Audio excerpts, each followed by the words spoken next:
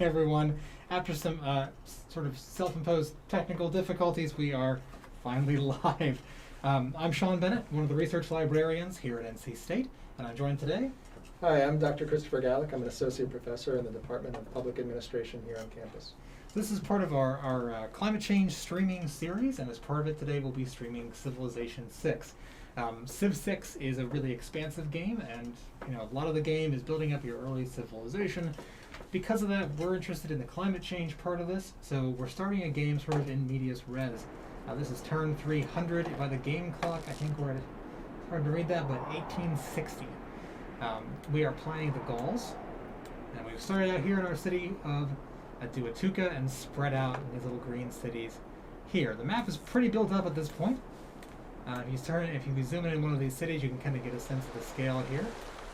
Skyscrapers, marinas, entertainments, lighthouses, and most importantly for our stream is the smog coming out of all these various factories. So because I knew we were doing the climate change stream, I've basically gone full industrial in this game to see what happens and to see how all these different come together in the game. And that becomes the first thing to offer more real-world insights to say, well, what's actually going on. Otherwise, we're just going to play the game and see what happens. So, to our north here, and a quick bit here for anybody who hasn't played this. So you get just delightful things like the bivouacs there on the side, or the Golden Gate Bridge. Fun things like that. I think Machu Picchu is also built in the hills above this Gaulish city.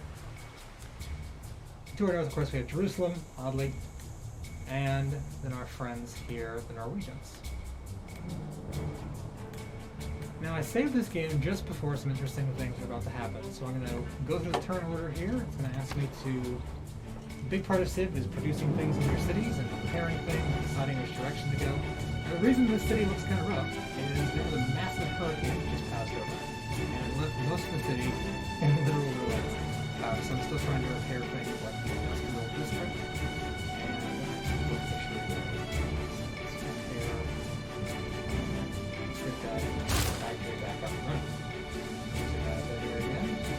The nice thing about Civ is here on the bottom right, I think you probably can't see it because our programs are down there, but there's a little button that will kind of just bring you to the next city with attention, so you can make choices about what you'd like to do. A lot of wonders we could build here. I don't want to build a spot. I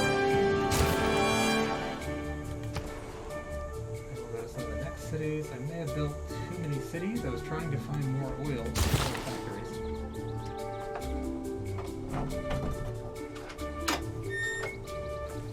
Hey. Oh, sure. Is too loud, too soft? Oh, I can change the game feed here, if I like. There we go. Cut him by about half. How's that look? Sounds good. They might see in the chat. Okay, we'll keep an eye on it. Oh, I'm sorry. I wasn't even looking at the chat. I'm sorry. Okay. Alright, so let us know if the sound level's okay for that. Now, I've got a little work guy here who can fix stuff around here, but I think these districts will need to be rebuilt by hand.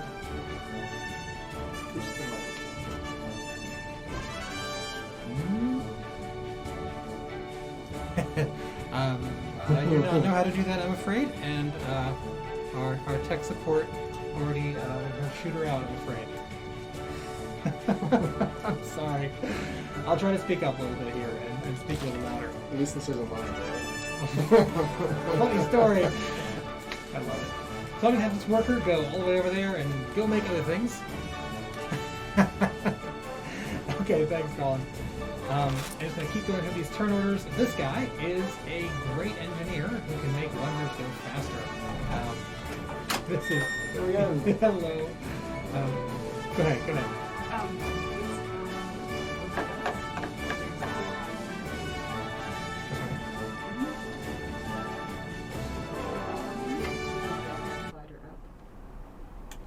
Testing 1, 2. There we go. Okay, so I know how to adjust that now, so I'll be able to get this done. Sorry, Claire. There's also a comment there saying the game sounds still a little too loud. Okay, we'll adjust that again. It's hard to get a sense of it in this room, how loud it is. We're gonna really back it down, because the game sound's not crazy important for this anyway. So let us know again if that's still too loud, and we'll adjust it again. All right. So this guy is a great engineer. I've actually had him for about 1,000 years. So you notice his name is Imhotep. So he just kind of hangs around, and he can help out with wonder construction. So we'll do that. I forget which wonder I'm building actually. Oh, it's the Eiffel Tower of Elysia. Why not? So the next thing that needs our help. So this was one of the cities that I recently expanded to because I knew I was going to need oil. So I just went a little bit crazy. The city is literally nothing but giant oil derricks. And this, some of my neighbors immediately protested about how this was a problem for them. So we'll see what happens next. So when you say protested, what does that mean in the context of this game right now? So and actually, so let me zoom out a little bit here. So my cities are kind of down here. If I recall correctly, to the, oh, didn't mean to do that. Yeah. That's the Indonesia, that's Beijing. Oops, sorry, I went the wrong way on the map. So here's my little awful pollution city. And then directly to the west is the Incan Empire. And the Incans actually contacted me through the game and said, I think the text was, you realize you're killing all of us, right? With your oil rigs. So the Incas are especially upset at the progression here, because especially in this game, I went really heavy on the technologies. So I was ahead of the curve for everybody else. So I discovered oil first, I discovered coal, and I've been burning it for 400 years. So the rest of these folks haven't even had a chance to use it, but they're realizing there's going to be some effect soon, and they're starting to apply diplomatic pressure. Okay, we are finally at the next turn. These turns take a while at this level of the game, because there's just so many moving parts going on. It would seem we have finally tracked the barbarian river. This river has flooded. One moment, I forgot which there means is an advisor our that I city did not continue. turn off. May I make a Oh, goodness. suggestion? Though our population grows, retail. Okay. Forgot that every time you open this thing up, it's gonna give you hints, and there's a lot of hints. So we're gonna disable that. Okay. So we got our tank here that was just recently produced. We're just gonna have him fortify on the border with the Congo Empire, because they were rumbling about war earlier, and hit next turn.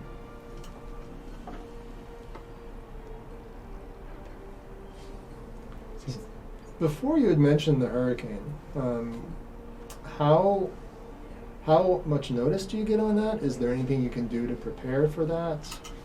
Are there various sizes of hurricanes? Do they cause different damage? Tell me a little Sure. bit more about what happens there. So there's all kinds of different natural disasters in the game. Hurricanes, Arctic storms, desert storms, flooding, and they vary from mild severity up through 5 levels up to maximum.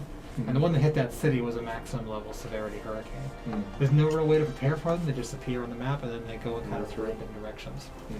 So the World Congress is convening, and this is, standard for the United Nations. And we can begin voting. We can see all the Congress members. This is everybody else on the map right now, including myself here in the top.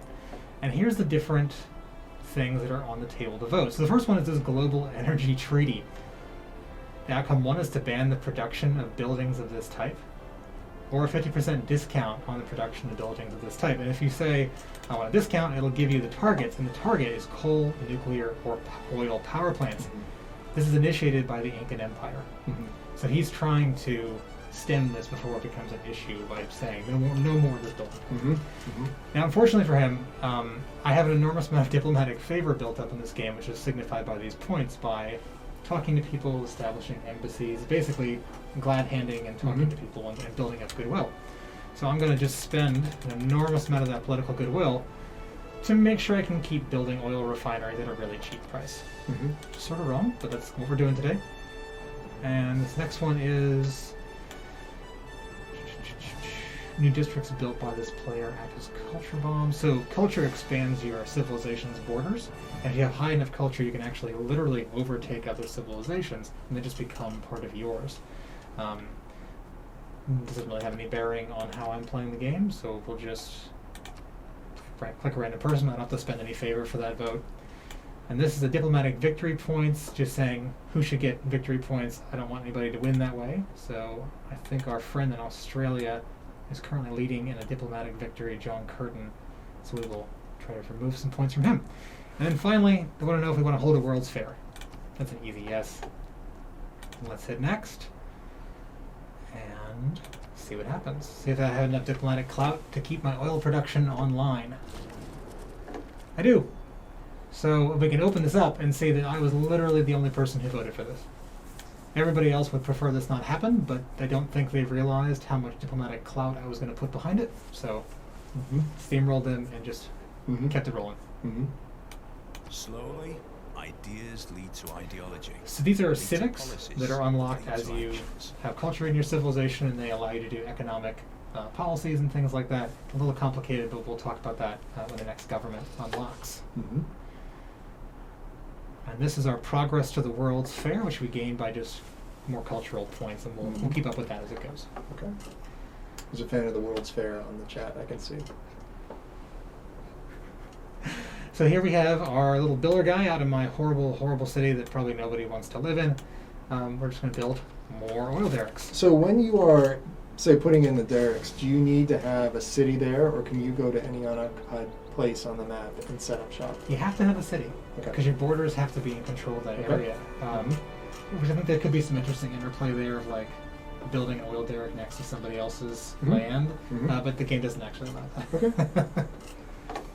So we're getting close in the Eiffel Tower. You can actually see it starting to be built there next to Elysia. So one thing we haven't talked a lot about yet are the factories. You mentioned them when we were talking about the hurricanes. One was needing repaired. Can you tell a little bit about the factories and where we are? And so it was 1862 Yeah, it's 1862 now. in this game. It's not necessarily parallel to what our 1862 would look like, Right. I presume. So tell me like where the factories are and what they're doing, and kind Sure. of bring us So speed on that. The first factories opened up in this game's terms on my continent in 1470. Okay. So a little bit ahead of the tech curve because I'm not playing on a high difficulty either. But the factories they show up in industrial districts, which are these things here. And you can actually see some of the buildings. Like this is a workshop. This is the coal-based factory.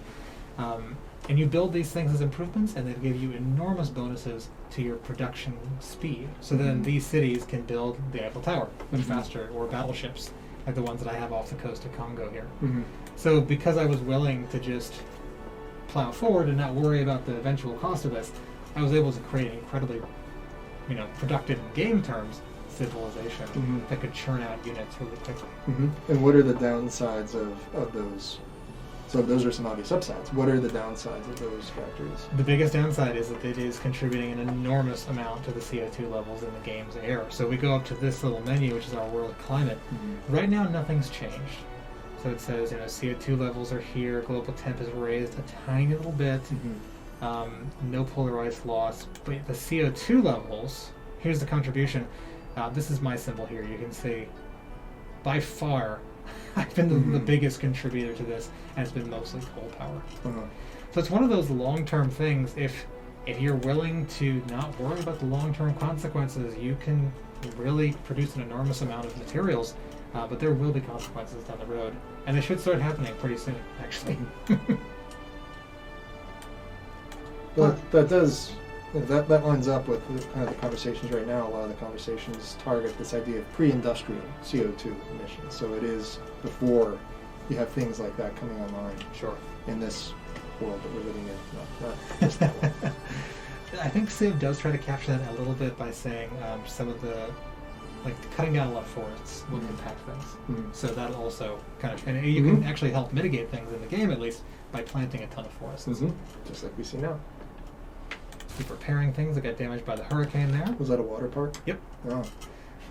Oh. So this ridiculous looking menu, I know this is sort of crazy looking, is all of your various policies and governmental slots. So you can zoom in on this and decide what parts of a government you'd like to piece together. We have an open slot here under our diplomatic policies. So we're going to scroll over and read these. I'm not going to spend too much time on this. Here we go. Spy operations are better. That was good to me. Confirm that and keep going.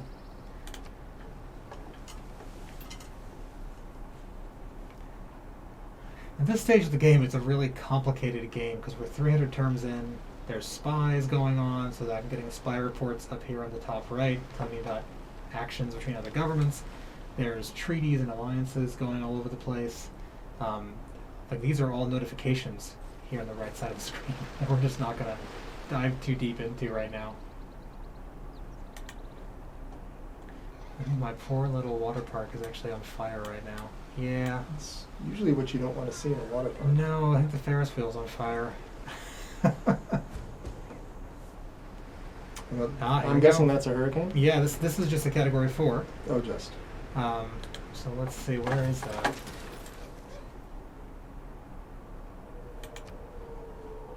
So that is currently over this game's version of the Atlantic Ocean in between 3 of my major cities. So no matter what happens, it's going to be bad.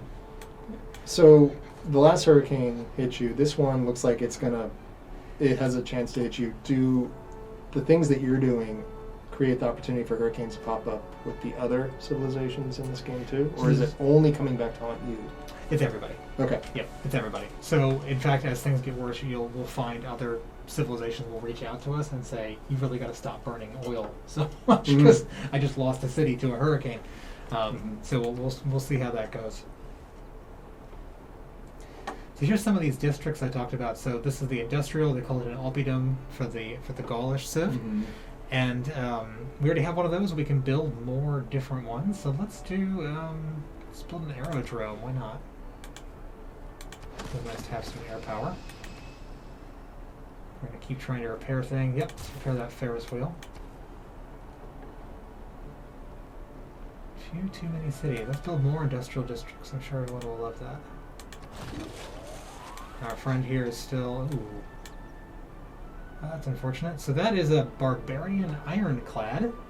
Barbarians are a concept in the game basically just supposed to represent, roaming tribes. There's all kinds of problems with that, but we won't get into that right now. But it gets a little weird in late game because suddenly things like barbarian ironclad steamers appear outside your city.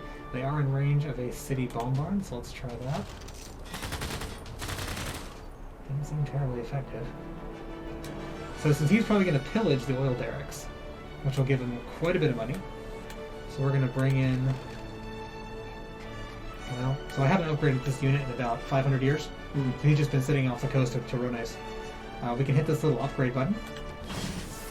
And now I've got an ironclad.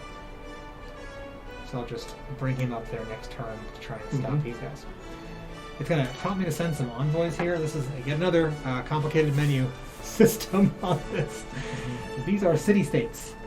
Basically, these are civilizations that didn't quite make it in the game, I suspect. So like Jerusalem, Auckland, Breslau, Mexico City. And you can send envoys to these and spend these envoys and get diplomatic points. That's mainly how I got so many points to stop that oil ban. And it's asking me if I want to add more. I'm just going to leave that for now. And the battleship has just left production. So let that go up there. Just steaming through. It's a pretty game these days. But I think the underlying concept here, though, is one that resonates, right? You have some conflict over resources that's escalating into a military interaction here. So I mean, there's obvious precedent for that in the real world. And there's typically in this game, if there's military between civilizations, it's a lot more complicated because then you have large titanic groups. But you can hire privateers, you can hire the barbarians in some game modes, so it's sort of a proxy wars can get involved there.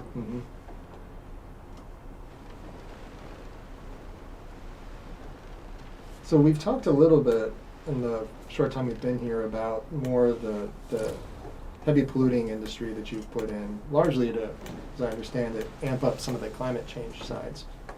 But there's also, from what I understand, other technologies that Their can rights, nothing more. help you with that, right? Like there's renewables and other clean technologies too here. So I haven't quite gotten there in terms of the tech. Oh, I'm really? still working through the oil. Okay. But there should be some tech that will help mitigate some of this. Uh-huh. And hopefully we'll be able to get to that before the worst effects kick in. So we just unlocked a new civic called suffrage, and this actually gives us the democracy government if we want to use it. So these are all the different government choices you can unlock. You start out with something like chiefdom, go to autocracy, oligarchy, or classical republic, and then, so currently I'm a monarchy. And there's different benefits to this. So We're going to go to democracy, I think, just because that seems kind of right to do. Switch over to a democratic form of government. It's just that easy, of course. Go from monarchy to democracy. Then I got to pick more of these, sorry. Let's do this one. And they're a little hard to read from here, I'm afraid. Let's do housing.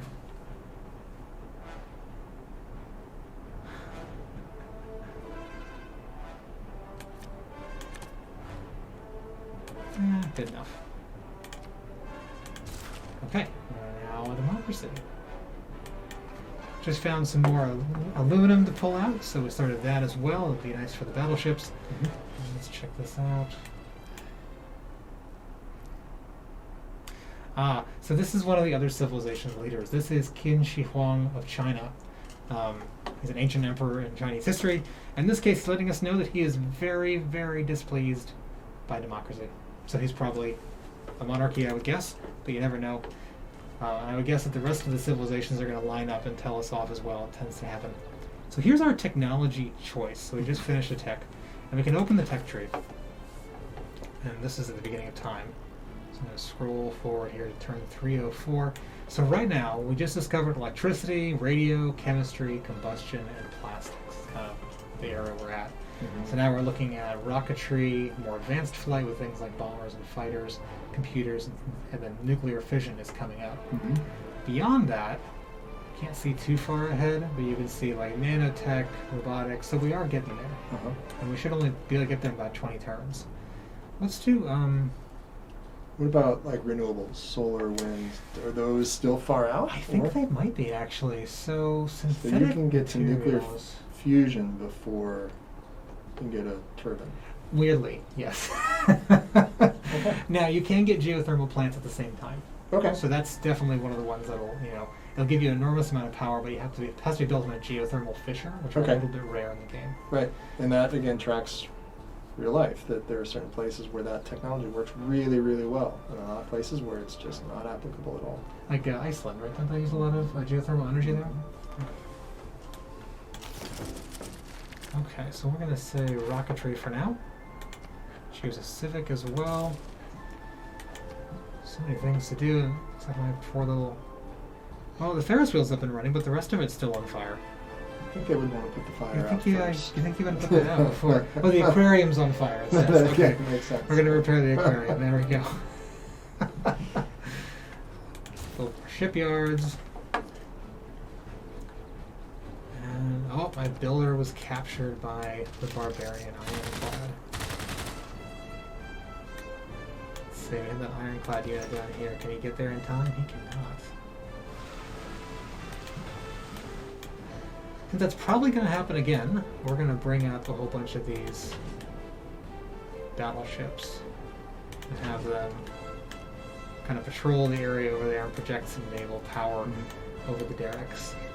And you can see these red units, these are more barbarians. These have actually captured a settler from somebody else, and that's probably their main camp right here. So we can come and try and clear that out. Let's see. Build a monument in there. And what do the monuments do? So the monuments are a very, very low level building. They'll just increase your culture and increase your layers. It's good, especially for that city, because it needs more ocean territory to fish. Actually, not a bad comparison in the real world, since there's always sort of arguments over fishing grounds and who has what rights there. It's actually a really big deal for some of the Pacific Island states and others that are facing sea level rise. It may be possible to relocate communities, but if they also lose the fishing rights that go along with those islands that are now underwater, do they still exist as a state? These are some existential questions that we're trying to figure out right now. That's tough. So this is Lautaro of the Mapuche, who wants my aluminum and tea for a paltry amount of money, so no. That's a shame. I love the animations for the leaders in this game. They're just fantastic, especially when they're mad, like Qin Shi Huang. So he just denounced us, probably because we changed to democracy, which means he is basically building up grievances against us. He could launch a war with limited a certain extent, so we'll keep an eye on our borders there. I don't actually know where he is, though, so I think he's pretty far away. Our builder finally arrived over here, time to build some more mines. And what are you mining for? So in this case, there's actually nothing on the tile, but just adding the mine, you can see these little numbers here will increase our production coming from that tile. Okay. And there's no real downsides to that I'm aware of. There's no pollution directly coming from that. I could be wrong though. Yet another system. This is our great people system. So the more like libraries and universities you have, the more great person points you can get. In this case, we have a great admiral who wants to join us. And So there's a question that just came in. I see over there. Are there climate migrants in the game? So we talked about Yeah. some of these Pacific Island states. there's not. There's not. No, there's no. That is not. I guess they just didn't. It's probably a little bit too complicated to put in this case. Mm-hmm. But it's a really good question because, as you said, that's a major issue. But one thing that we were talking about before today is if you have, say, sea level rise, and I'm not sure if we're going to get a chance to see that I happen think we will, here. but we'll see. But that displaces some of the communities in your particular civilization, correct? Correct. So, for example, Adaptation here, this is a pretty low. You can kind of even see it. This looks like a pretty low area. Mhm. So, yes, coastal lowlands, 1 meter above sea level. So this will get subsumed along with a lot of these different tiles. And at that point, the city has a population of 12. Mhm. It won't be able to sustain itself. Mhm. So the population will either starve, or I don't think I can transfer them to somewhere else, or I'll have to figure out some other way of sustaining the civ. Mhm. And that'll just happen across the entire world. So while there's no specific climate migrant, mechanic, There's It's- displacement. there's displacement. Yeah. Yeah. Right. And And- again, that's what we're seeing already. We're already seeing evidence of that. Yeah. Not only internationally, but also domestically too. University, just gotta keep building stuff. Okay, so there's our friends. Launch one more attack against them. Oh, that might be it. Oh, there they go, down below the waves. Now, the question is, where is my builder? Because they ran off of him.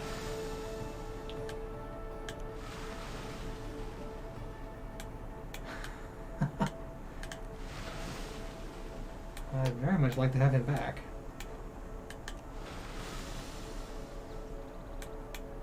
Huh. Oh, there he is.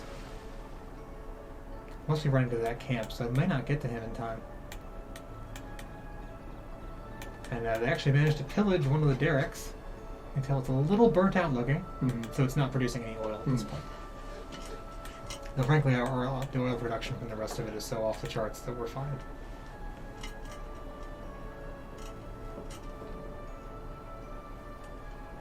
Impressionnant.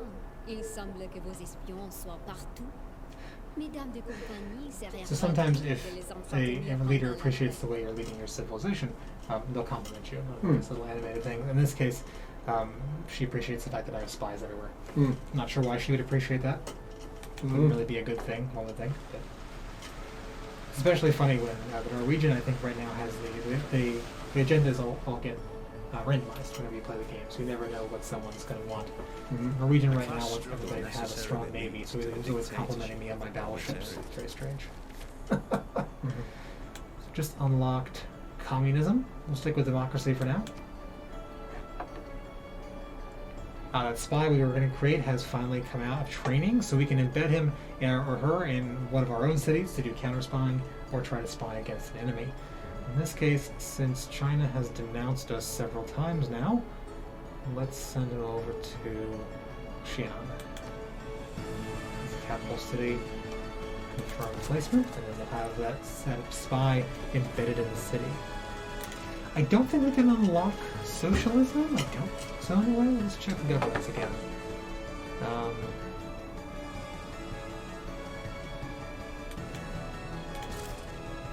Where's the governance? There's so many menus in this game. Government. There we go. We got communism, fascism, synthetic technocracy, digital democracy, and corporate libertarianism. I'll keep my comments to myself on that one. But it's not like there's a socialism option. So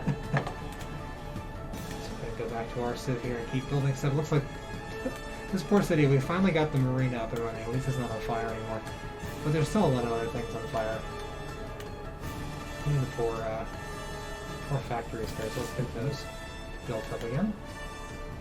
So one question for you, when you're repairing some of these things from like your hurricane damage, is that something that you just have to incrementally do, or can you throw more resources at it to bring it back faster? So in this case, it's actually going about as fast as it could since I do have the factories. Mhm. It's one turn and it's repaired. There you go. Sometimes if you have a city that doesn't have a lot of factories or built up industrial, it'll Mhm. take you 10 turns to come back to just getting Right. one building up and running. Right. In our case, we're able to repair a building every turn, so it's Okay. not so bad. Okay. Alright, so our ironclad has recaptured our builder, so we can go back there. Actually, we're going to link him up using this button here, so that way he'll be kept safe and escorted back, since there are still some, it's 1870 now, and these guys are still hanging out with spears and shields, so I guess I shouldn't be too worried. So we're going to build a fisheries improvement here, and I don't think this has any negative consequences. Civ doesn't really talk about overfishing possibilities, which I know is a major concern Mhm. right now. So our current system of government is democracy, I believe,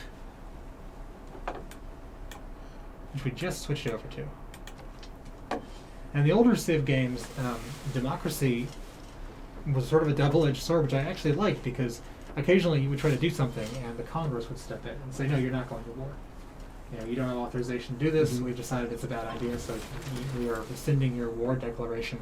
I think players got a little upset that it was taking agency out of their hands, so they changed that. I thought it was kind of But neat. it seems kind of an important thing to Yes. remove from that. I do remember when I was much younger playing one of these early versions of Civ, trying to start a war. I was a democracy. Congress wouldn't let me. I dissolved the government, became an autocracy, and then started the war. So not maybe the lesson that they wanted people to learn, but that's how young Sean approached that. Mhm. So we have a great engineer who wants to join us, Alvar Amato. I don't recognize the name. Let's see, what do we got? Oh, we have a submarine that just finished production. I haven't actually seen one of these. That's kind of neat. Now, we don't have any yet, but submarines eventually will be able to fire missiles from them. It's a handy thing to have. Mhm. More submarines will have on patrol over here. So it is now 1872. It's been about a decade. How's the climate doing? Let's check on that. It should alert us, but maybe not. So we're 0.9 degrees now. So we've gone up. It's been up for 0.1. .degree, yeah, that's pretty quick. It is. So actually, I didn't notice this, but 26% chance of storms, 3% increase just from climate change. Mhm. So those numbers will probably go up as well. So Right. What was the? Sorry, go back Oh, to the sorry. forest fires. The forest fires, 2%. Okay. Yep. And again, these are things that we're already seeing, the increased risk for severe events like that due to climate change. Yeah. Be it forest fire, be it extreme rain events, hurricane intensity. I think there's, from what I understand, and I'm not a climatologist, so don't quote me on this, but still jury's somewhat out on frequency relationship of climate change and frequency, but definitely given the warmer water, Sure.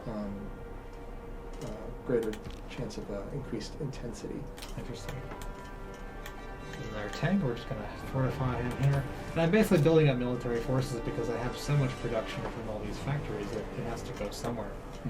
So things like spec ops are popping out now. These guys are kind of interesting. They can parachute into enemy cities. I have them fortified for now, so they're not actually at war with anybody, technically. Okay, so Barbarian Ironclad has appeared. We're going to actually get out of here and get back home with our builder in tow. Because the actual naval power should be showing up relatively soon. There it is. The battleships. And it just steamed right through. Oh, yeah. Oh, it has a pass. Oh, I see. it There's has- a canal. I That's didn't notice that. That's funny. pretty convenient. Okay, so we're having the Ironclad hang here.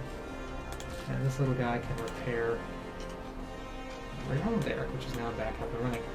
Sometimes it, when it goes into a night cycle, there it is. So this one actually has the burning on the side there. It is very inspirational music. The opening theme for this game is just fantastically good.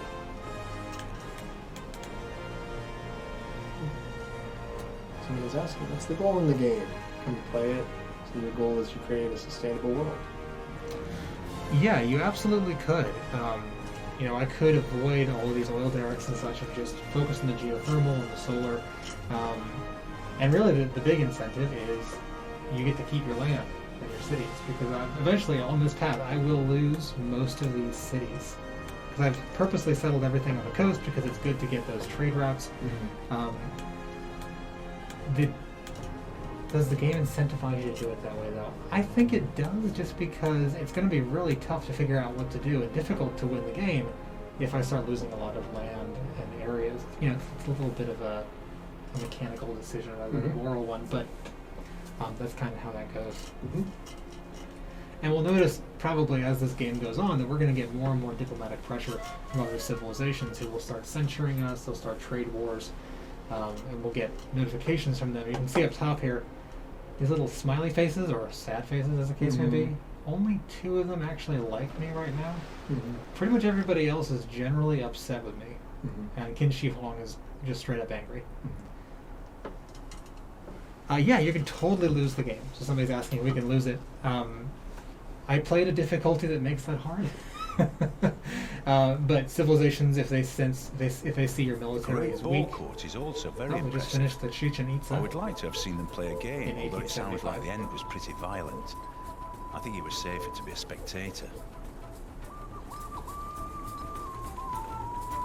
Love the wonders in this game. Right next to the rig. Yeah, totally historically accurate. Okay.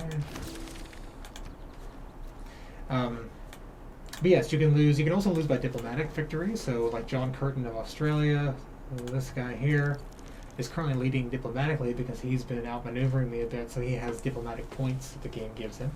And he currently has the highest level of those. And if he reaches 20, I think he's got 10. He'll win. That'll be it.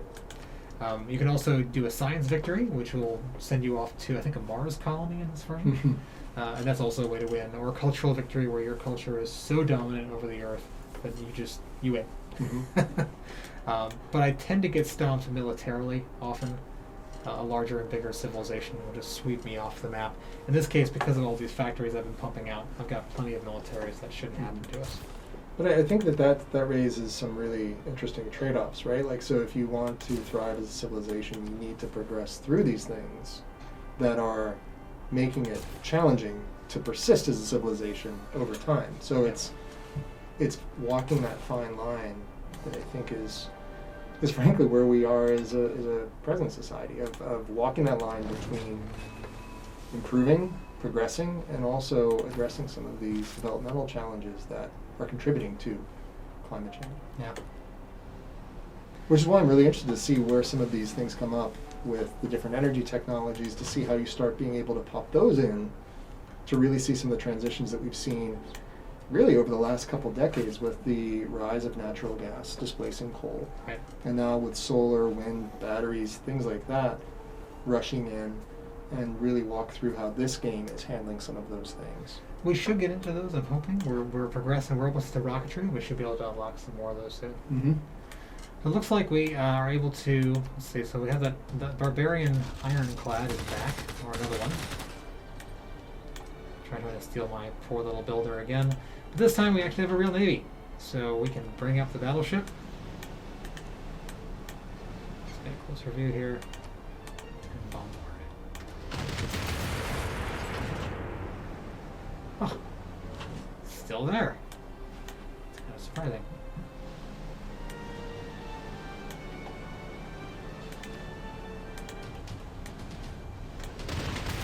There we go. I think this is probably going to be a hotbed for most of this because of these oil derricks. Mm-hmm. So we'll just keep an eye on that. Mm-hmm.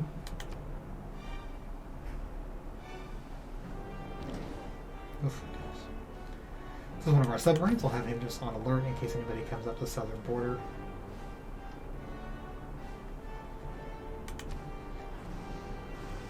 So this, you probably just saw that 660 Catholicism pop up. Yeah. That's the religion mechanics that I've avoided in this game just because it was another layer of complexity that we didn't need to add in. Mm-hmm. But you can found your own religions with their own followings, and you can try and spread that across the world, and you will win if you become the dominant religion on the planet. That's one other possible way to win. Interesting.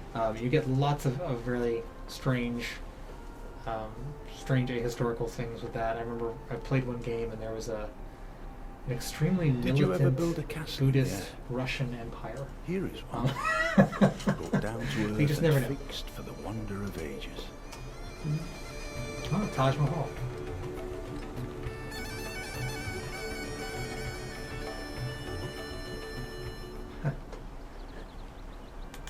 Everything in There's space electricity I obeys saw the in the laws of background of physics. that. Yep. If you know these laws and obey The them, ultimate Alright, so we've got enemy of any rocketry. We just ideology. unlocked totalitarianism. I think we'll avoid that one for now.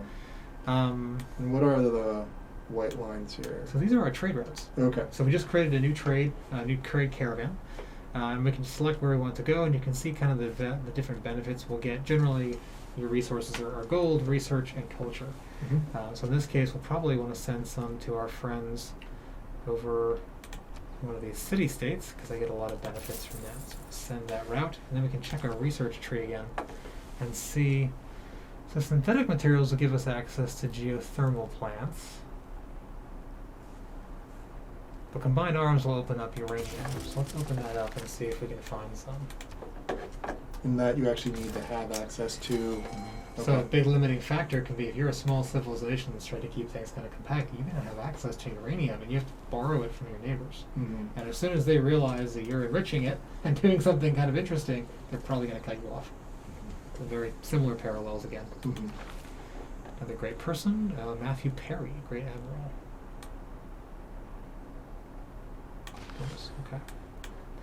So the special abilities for all these little great admiral characters are really interesting. In this case, this one will remove the envoys from any city-state that I go to and make me the main leader of that city-state. So more diplomatic points for me to keep my oil mills running. So let's see, I'm going to check my city-states here and see where I am not. I call it being a suzerain. Looks like this one. Where is that? Oh, it's far away. So let's just hypothetically here. You're doing a lot of stuff that's not related to Yeah. climate change, right? But what if you ignore that? What if you ignore all this stuff about the research and the envoys and the spies and the other things that you've been doing? Sure. How does that inhibit all the other stuff? So it all works together. So like, the trades that we're doing here will keep the civilization, healthy in terms of money flowing in. So I've got a really high treasury that allows me to buy things quickly if I need to. Doing things like these envoys gives me the diplomatic power to basically ignore mandates against whatever I want to do, because I have enough diplomatic clout Mhm. that I can just steamroll through the United Nations. You could ignore a lot of it, honestly. Like I'm ignoring the religion mechanic, Mhm. and it's totally fine. Mhm. Because it's just too complicated, Mm. frankly. Let's see. It's Indonesian, just making sure with anybody else doing anything up here. Okay. More government stuff. Not gonna worry about that right now. I am gonna try and go through the turns a little faster to see what happens. Mhm. So I may not explain every piece now just because we're like activating great persons and sending off envoys and all that stuff. Yep. We're just going to keep going through it. So there's an oil. There's an example of oil that I can't reach. Okay. My borders aren't Uh-huh. quite covering that island. Okay. And in 7 terms, we'll be able to access uranium, and we'll see if we get any uranium in the lands here. Mhm.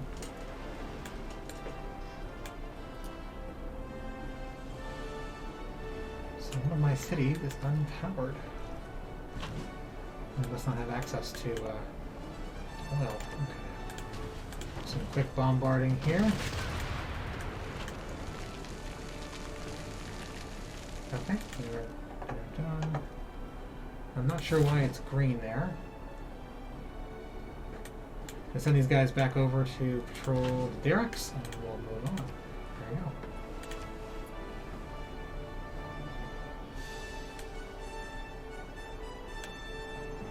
A little surprising. There are some areas of this world that are not quite colonized yet. So she would like some coal, or sorry, it's niter. Actually, that's not a bad deal, so we'll accept that. That should be Gitarja of Indonesia. There's something like 20 or 30 civilizations in this version, so it's crazy complicated. The children of the nuclear age, I think, Nuclear. weakened in Okay, their so we have the promises to Civic of Rome. Nuclear Program. This Not to unlocks know. Science But Foundation, which yourself gives us extra in points, and Nuclear Espionage. Don't see the connection there, to be honest. But it's okay. That's just a Civic that unfortunately doesn't give us any technologies. Keep doing our spy missions here. Okay. So the city that was unpowered, Yeah, I was what is that? just trying to find out. There we go. What was going on there? So I'm going to do a spaceport here. Obviously.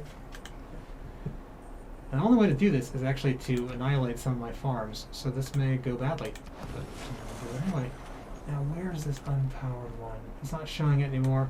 I think it might be one of these little cities over here. There it is. So this city is currently not generating any power. I think just because I haven't had a chance to build a factory or a coal generation. So once that sewer is done, I'll do that, and then that city will get power, and production will be a lot faster.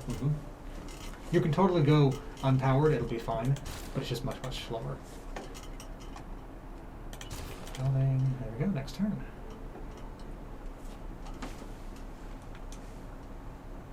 Okay.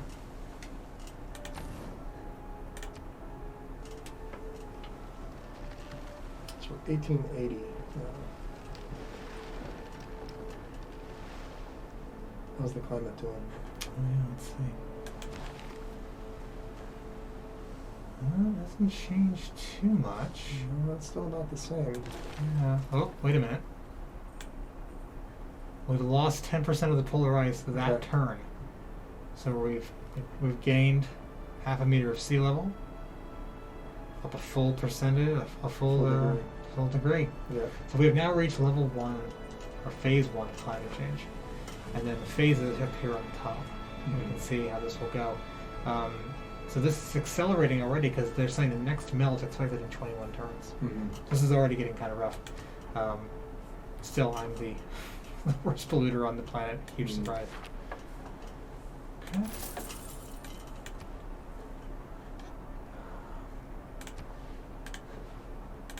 Yeah, just build the opera house. Now, is there a way to come back? Right, like so, if you raise the temperature, say 1.5 degrees or 2, and then you unlock technologies, or you plant a bunch of trees or something, is there a way to bring that back, or are you locked in? You're locked in. You can't change. You can stop making it worse through like CO2 reclamation projects, and you can. There's other technologies that are more on the defensive side, which are like seawalls to try and protect your areas. But once the sea level rises, there's no way in the game to change that. And this game even explores future technologies like giant robots. So they made the decision to just say, no, this is it, it's permanent.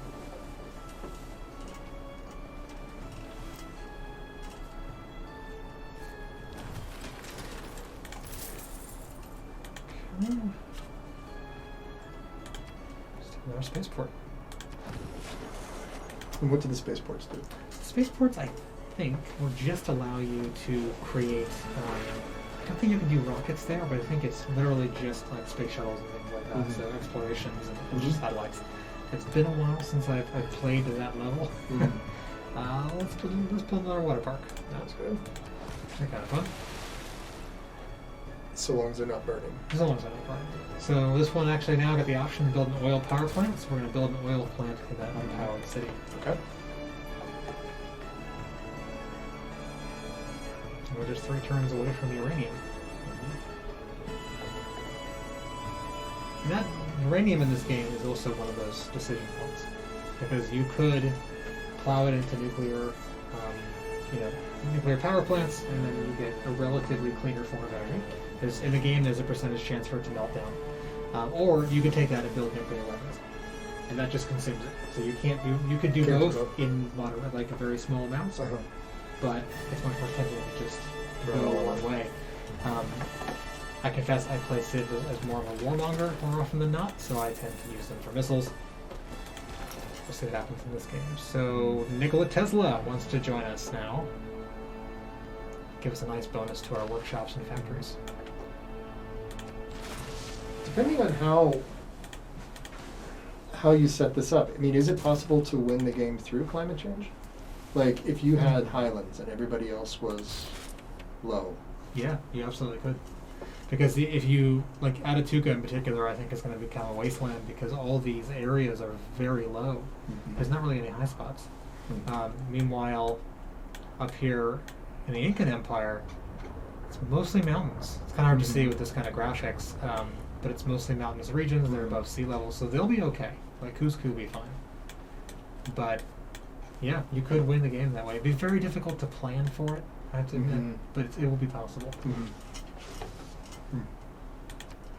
And this game, in other times I've played this, I've definitely used climate change as a weapon against people, because you can, like you saw in the World Congress or whatever it was called, I'll get ahead of everybody else, I'll burn a ton of oil and coal, the environment will start getting kind of rough, everybody gets concerned, but they haven't even reached that level of industrialization, then I can ban the technologies, and they're still behind the curve. So I've benefited from it and then sort of done climate imperialism, I guess would be the term, to keep them behind.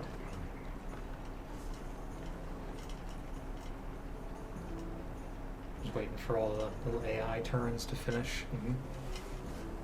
So they go sequentially? I think so.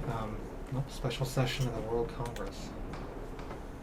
This Patch Kute was ravaged by a natural disaster. We should help them recover. Send a competition to send them aid. These are great for me because I can get lots and lots of goodwill that I can then turn around and use for nefarious means. So he must have gotten hit. Actually, come to think of it, when we went over his land, there was kind of a volcanic thing. He probably got hit by a volcano. It's floodish. Yep, so a major flood hit this area. It looks like this is somebody else's city. You can actually build dams that will help mitigate I ought this, to be jealous of the tower. but at the cost of the She's more fertility of the famous than I land am. down. Right. There's the Eiffel Tower. Right next to this, looks like a stock market.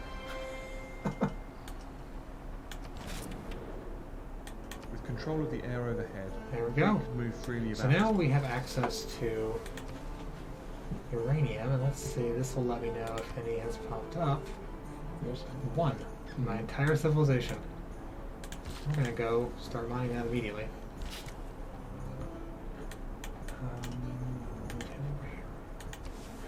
Okay, so let's do computers next, I'd say. Additional spies. Well, I guess we'd be interested to see what the geothermal plant even looks like. Yeah. So let's grab Let's that do it. next. I think it's far too late, unfortunately for this world, to do anything about it in Civ. But let's build another water park. So what are the advantages of water parks other than having a I'm bunch sorry, of yes, water I parks? should mention that. So water parks will give you something called amenities to keep your citizens happy. Okay. And you require more as cities grow. Okay, that's fair. So building a campus here, which is a scientific endeavor, so I've already built my little tiny... This is very old-fashioned looking for something built in 1898. Those parking It has lots? parking lots Yeah, next to thatched thatched buildings. roofs. That's awesome. I have some questions. It's sort of picturesque. Ample parking. Yeah, ample parking at the thatched house. It's amazing. They're just planning for the future, that's all.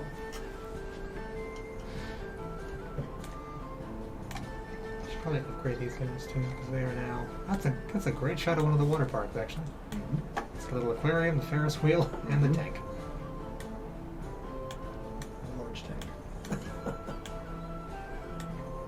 There's a whole archaeology mini-game inside Everything this thing isn't too, everything. where Why like do they previous keep battle score? sites can be picked over by archaeologists, and then you put the remains in a museum, and that helps your culture. It's just Wow. so many complicated systems. So there's our first uranium mine. So this will probably prompt every world leader on the map to ask us for some. That's usually how that works. Oh, so this isn't one of those situations like you had with the derricks up in the north part. They're actually asking you for. Yeah, they'll technology. actually like offer money and say, "Hey, why don't you give me some of your stockpile, or give me such and such per turn." And if you turn them down enough, eventually they might get mad enough to start a war. But since I have this sort of ridiculous military power right now, I don't think any of them would do it. Something like that. So Lataro actually wants oil and iron. Sure.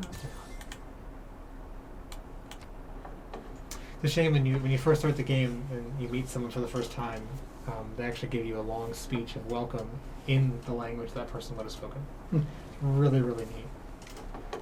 She wants iron too. So this is actually indicative of what's going on in the world. Most other civilizations are still in the Iron Age. Mm-hmm. So they're still worried about getting enough iron and steel.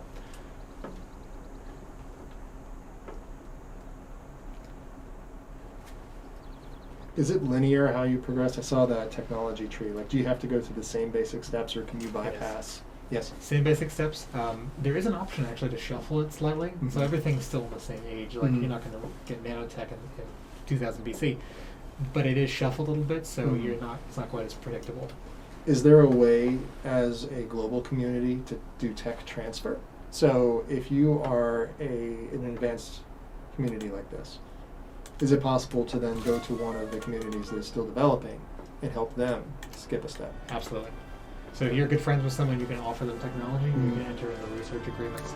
And often, if you are friends with someone, they'll start asking you, like, "Hey, we're falling behind. Yep. Can you help us out here?" Right.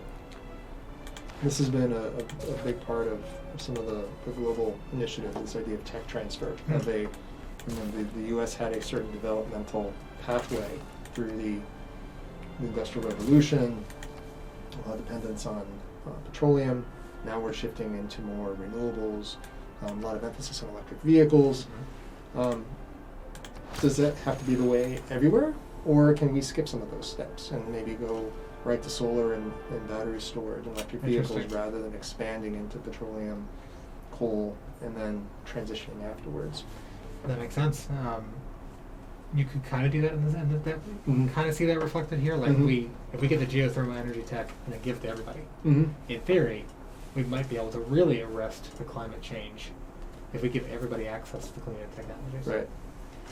But it also gives them access to rocketry. Right. So, Right.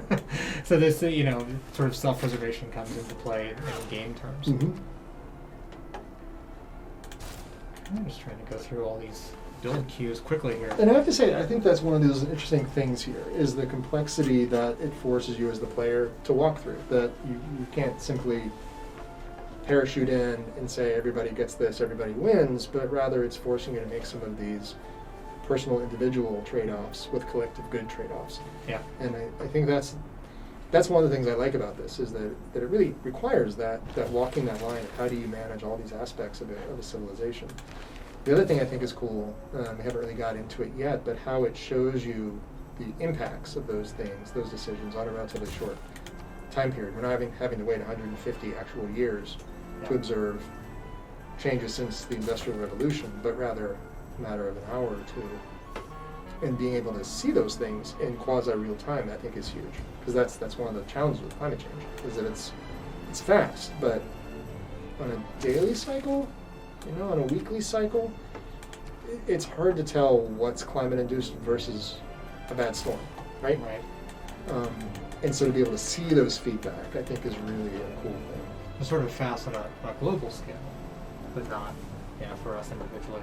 But to be able to see and to appreciate, and like there's things that I can think about as a kid growing up, and the snow that I grew up in a different place. I was in Northeast Ohio, so you get a lot of lake effect stuff. Right. But I mean, just the experience, the time we have, and the analogs that we look to are fairly limited. So to be able to play this out over several hundred years, over the course of an hour or two, to be able to see some of those long-term Yeah. impacts I think is helpful. These are just governors in the cities. And again, a whole other system to worry about. We're just not going to worry about that right now. So let's see. We are 1 turn from synthetic materials and geothermal power. I think it's been about 3 turns since the sea rose, and it told us, we have 21 turns before something bad's going to happen. Oh yeah, it's accelerating. It's now just 10 turns before the next polar ice I got melt. hit again. Yeah, that's that same spot. Yeah. Helicopter That's is too evidence of how man's imagination can be given physical Okay, form. so we have Cold War synthetic is not materials thawing. and unlock the It's Cold Cold War War, civic. that's- That's ominous. Now I think I have some geothermal fissures in one of my newer cities. It's going to take me a minute to find them. More uranium over there. So that should be a geothermal fissure, because that's not my city, unfortunately. Huh, I thought. I mean, the climate is going to change, and some of these tiles will change according to temperature. So I don't think the geothermal fissures would have been impacted by that, but it is possible. It shouldn't. I must just not be thinking correctly. You can't go find it. With, Oh, there it is. So there's one. oh wow, that's hard to see. Yeah. So let me. I need to buy the tile. So you can. How do you buy the tile? So normally your borders will expand according to culture, but if Uh-huh. you want to spend a ton of money, which I have a ton of, you can just expand your borders kind of manually, Oh. which is another nice thing to have a ton of cash on hand for. It's like a Louisiana Purchase kind of thing. Pretty much. And we're also going to purchase a. Why can't I purchase a settler? The builder's right here. So we're going to have that builder go up and build our first geothermal plant as soon as we can.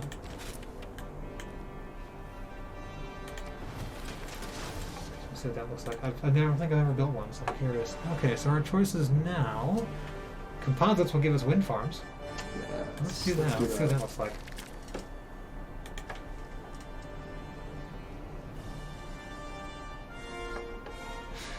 More civics. The space race civic.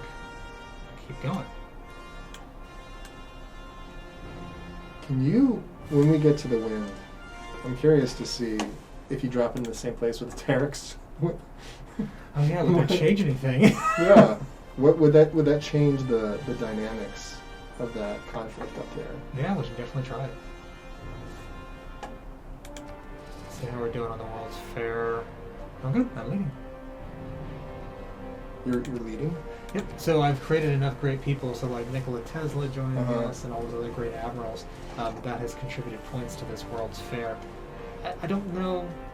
I feel like there should be a different way to interact with that than Uh-huh. just great people, because the World's Fair should be like nationwide projects and Yeah. interesting things. A little bit of a missed opportunity there. Still neat, but Okay. so this makes history screen. This is actually a record of every major thing that's happened. Oh my You've been gosh. busy. Since the beginning of time. So 4000 BC, make our first unit. First time we meet the Norwegians 6,000 years ago. So interesting way of keeping track of things. Can you auto spawn in like halfway point, or do you always have to start from? I'm not sure. I feel like you do have to start at the beginning of time. But maybe there's an option that I'm not familiar with. Okay. Because it would be interesting to start, kind of Yeah. at the modern age and just see what happens from there. Right.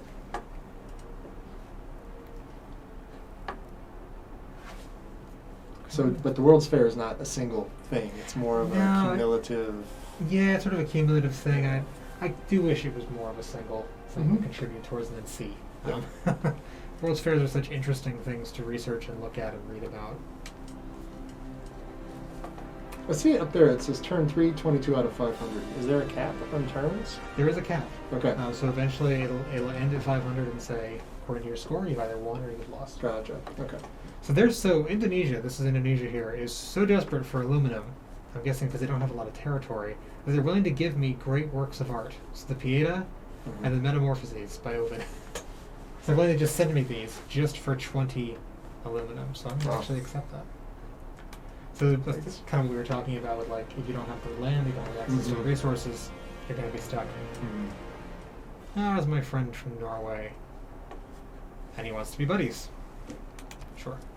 No one stop asking. That's one of the options. Did it say that? I didn't That see was that. It one of said the no, options. no one stop asking. Wow. That's hurtful. poor Norway had to come to their aid because the Congo Empire just started sweeping them from the continent. Oh, So it declared what they call a war of liberation. Liberated Oslo and then went home. okay. And then, so if you do that, then the pre-existing culture retakes? Is Yep. that usually So how you it actually works? really had the option. You can say, oh, actually, I like this city. Mm. I'm going to keep this. Or you can give it back to the existing Yeah. culture. Okay. What's interesting is that if you take a city, odds are that it's still culturally, of course, Norwegian, like we took Mhm. Oslo. So it'll try to rebel and go Mhm. back to them if you're not careful. Uh-huh. And a great person, in this case, a great scientist, Margaret Mead.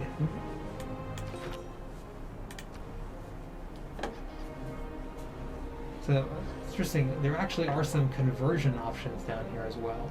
So I can convert it. I can convert my factories to oil power, which I'm actually going to do. Okay.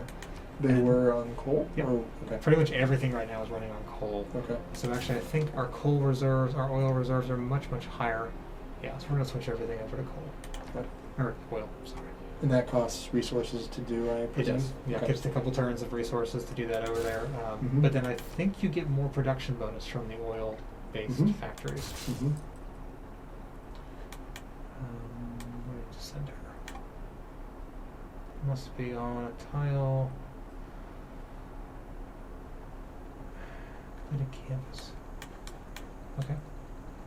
Don't normally have to send units across the ocean, so we'll see.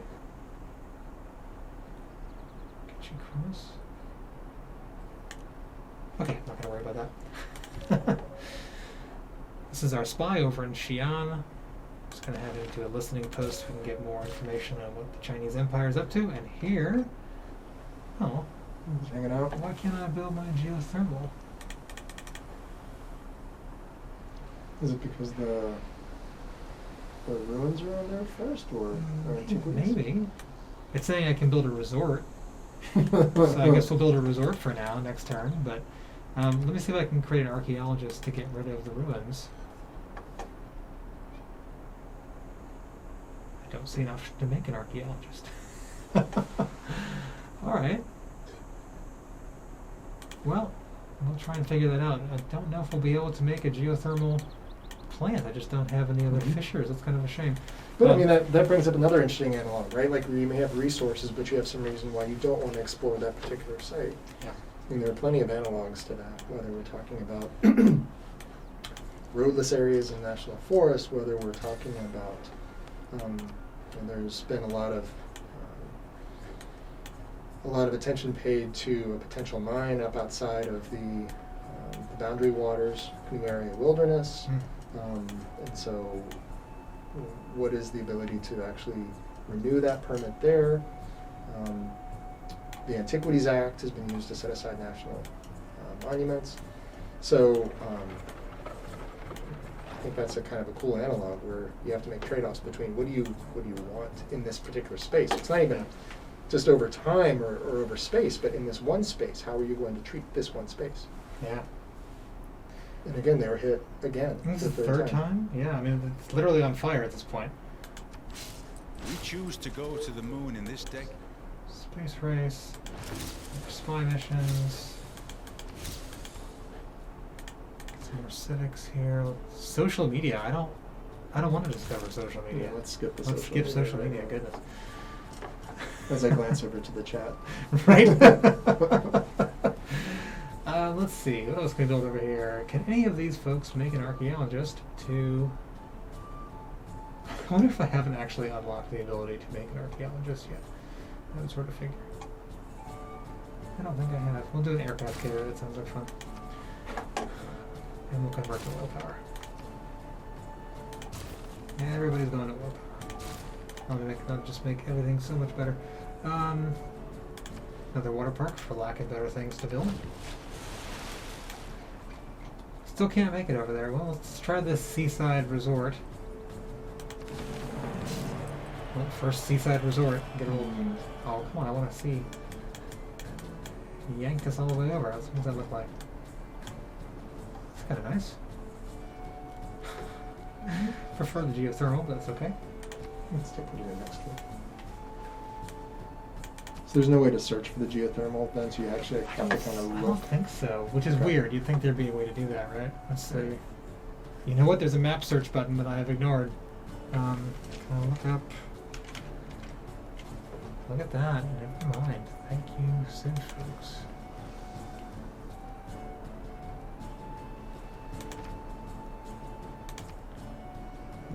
So there's the one we can't Yeah. build on. So there's a lot in places that I can't access, as we were talking about. So 2 by Beijing. Yeah. So that is literally the only one. Category 4 hurricane. I'm not sure what happened to that one that we talked about earlier. It did, I guess it went out to sea and petered out. Mm-hmm. So we're gonna steal some technology from Guangzhou. What else can we build around here? I think I saw a button that said ski resort. So will the snow go away for those? If climate change? I don't know actually. And we're in the middle of a desert, so I have some questions. I've never built one of those. It's quite pretty. We'll have to watch that and see if it does sort of go away. If the game's that responsive. Mm-hmm. I kind of doubt it will be.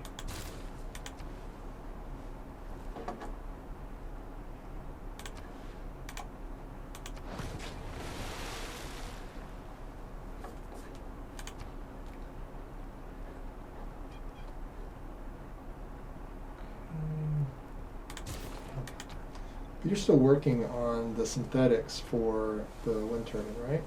Yes, so we are Okay. now 2 turns away from wind turbines. Cool.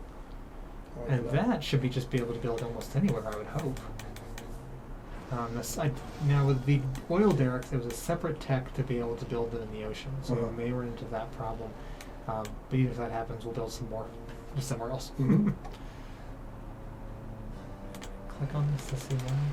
And then when you get a break, I'd like to catch up on the climate, see how we're doing there. Yeah, let's see. Well, I should be able to do it right now. Here we go. 5 turns, we're expecting some more loss. 1.3 degrees. Yep. It's getting worse.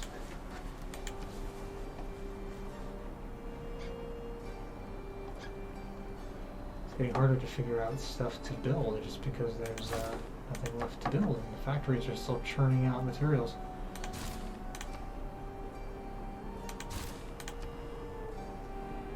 Do you need to move your? So I see that hurricane churning. Do you need to move ships? Oh, there's some in the way. I just was Let's see. curious if you actually need to move things. So yes, actually, if that's close enough that we should probably move these frigates away, because if they get caught in the storm, they will be badly damaged. You can see things burning on it. Is that? Are they burning? Yes. Yeah, that's my shipping fleet on the edge there, caught in the hurricane. It's funny because this keeps asking me, what do you want to build in the city? And there's literally nothing I can build because it's just I do a builder there, so we can do some of the wind tunnel turbines, and that becomes an option. Let's go to sleep. More trade. Okay, next turn, finally.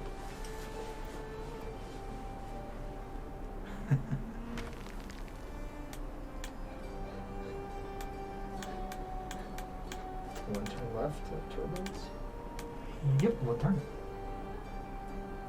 Modern armor and modern anti-tank as well. Each layer serves a specific There purpose. we go. Alright, so let's see how we build these. I need builder. So builders only have 3 charges, so you have to keep making Building more. builders. So building builders, yep. And let's see what our next tech is. So our options here are advanced flight or ballistics, computers, nanotechnology, which has the Mars colony aspect. Seems like quite a bit of a jump from combustion to nanotech. Let's do computers just because that makes sense to me to get that next. Ah, and the storm must have gone over Bagacum because that's pretty rough. Oof. So much for my factories there. So we'll build a builder here as well.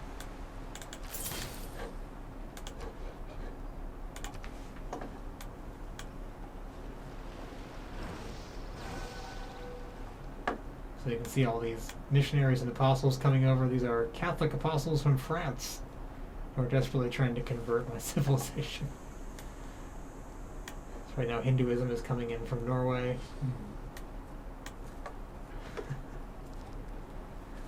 See what's a research alliance that'll speed both of our research. So definitely accept that. I do love that they don't really change over the ages, so it's still Harald Harfagra in full Viking armor. See, we are now at 1906 up there. 1907. Never mind the maneuvers. Just go straight at them.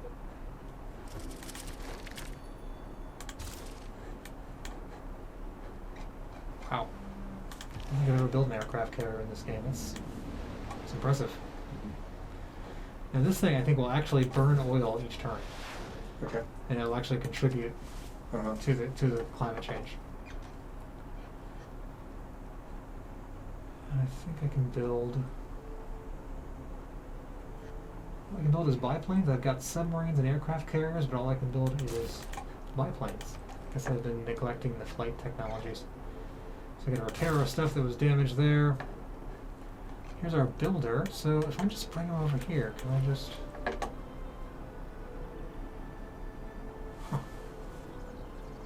There it is. I'm gonna actually look up the wind farm real quick and figure out why we can't seem to build these.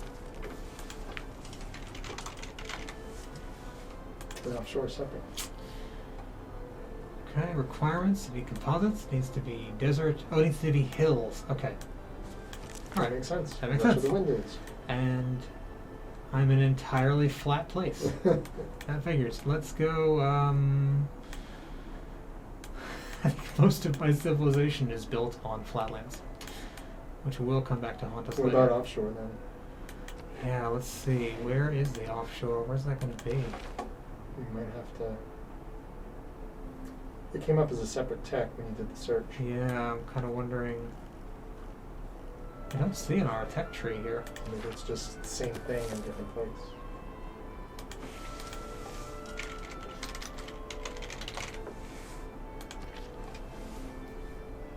Technology requires predictive systems, which I don't have quite yet on my screen.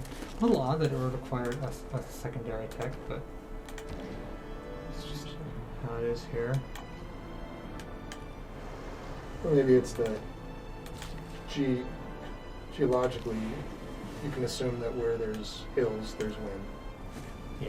But knowing the offshore wind, you need to know more about where that happens to be. I can see that. Like here in North Carolina, there's quite a few offshore resources. Right. That's not always the case. Do you know if we have offshore wind farms in North Carolina? Not the farmers, we have resources. Okay. So it's been a challenge for a number of reasons. So it's been fairly limited in terms of deployment here. Overseas, there's quite a few, but fairly limited in the U.S. I think I was reading recently that one turbine opened up somewhere off the shore. I want to say Virginia. I could be wrong though. But it became a tourist attraction. Well, you know what it was? It was Block Island. It was off of Block Island up north, and it became a tourist attraction. So the people that were concerned that they would drive away tourists, the exact opposite happened. People wanted to come and see it and take pictures of themselves with this giant turbine. I mean, it is a big jump from an unimpeded horizon on the ocean to something like that. But at the same time, I mean, personally, I think it's really cool. Like when you fly over a farm and you can just see it and out there in the distance. And there's tremendous resources out there. So like all the things we've been talking about here, there's just complex conversations that go into them. There's real resource trade-offs that you need to consider.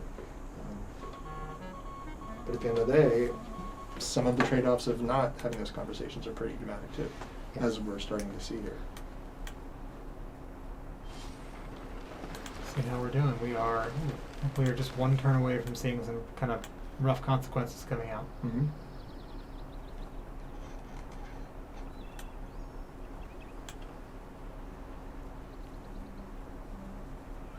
So it's still waiting for our turn to finish here. There we go. Possible to give an adequate idea of the So how do you get that predictive tech?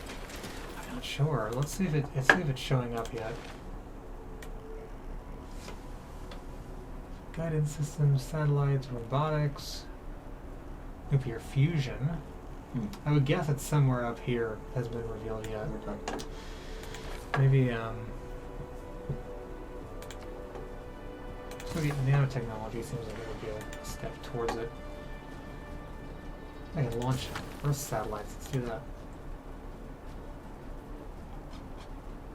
So can you create more builders to? I mean, are those mountains too substantial to put the wind farms on? Do you need? I think they are. That's a good question. Actually, we can test that. We can bring this guy over here next turn. We can see if we're allowed to. Oh, there's a lot of things on fire over there. Suddenly, I guess something happened. Well, we'll repair that next turn. So now we have the option to make flood barriers. So these are things that protect the coastal lowlands tiles for here in the city from flooding. So we're going to make those because it's definitely going to become a problem. I'm noticing that this city has hills. So let's create a builder here, and the next turn we'll make some wind farms. Okay. We couldn't get geothermal. I definitely want to see more flood barriers going up. It's interesting, you can actually see them under construction. I'm going to check the climate change. Yep, we are now at phase 2. 20% loss to 1.5% change in temperature, and we have raised 1 meter. 102 tiles across the world have been flooded. So we're at 19 turns to the next change, I suspect. Oh, that's why everything's on fire. Because of the rising water? Because of the rising water. So my embassy is flooded. My farms are flooded. I don't know if I can repair these. I generally try to avoid letting it get this bad. Uh-huh. So, yeah, the campus has been flooded and I can't repair it. So I just lost that entire scientific area. So if I put a flood barrier up though, let's see if it'll let me get around it. And so you're islanding that city there as the waters run, right? Yeah, oof, look at that. I think at a certain point though, those aren't going to help. And so I just lost that factory building. Wow. Okay. Globally, how are things looking? So it's hard to say. Like, I don't have line of sight on everybody's areas, unfortunately, but I feel like I got hit the hardest, which is sort of fitting. Mexico City lost some areas. I think a lot of my opponents here built higher up.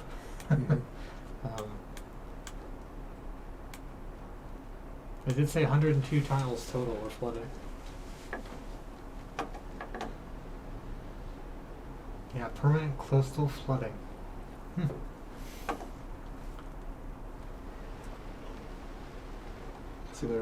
So your bridge doesn't go anywhere anymore. Not really. It just kind of goes to a marsh with my old diplomatic center. Okay,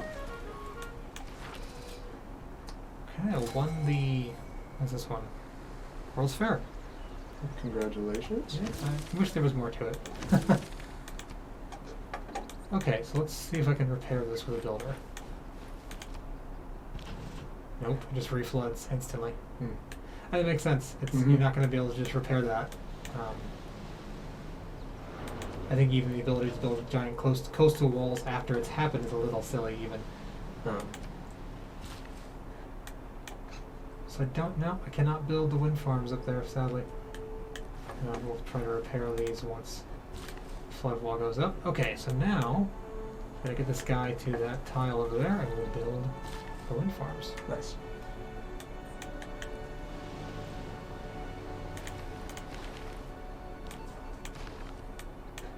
Okay, still technology again.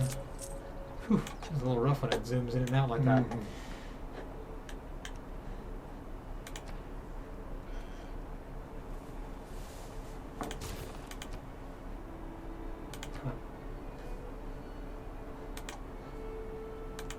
I just made it sad. There we go.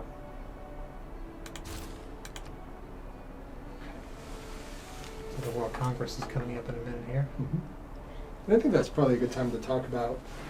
Just a few weeks ago was the 26th Conference of Parties under the United Nations Framework Convention on Climate Change, the UNFCCC.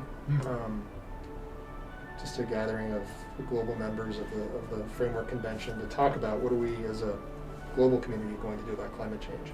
And I think it's bringing in a lot of these aspects of some communities are at different stages of their development.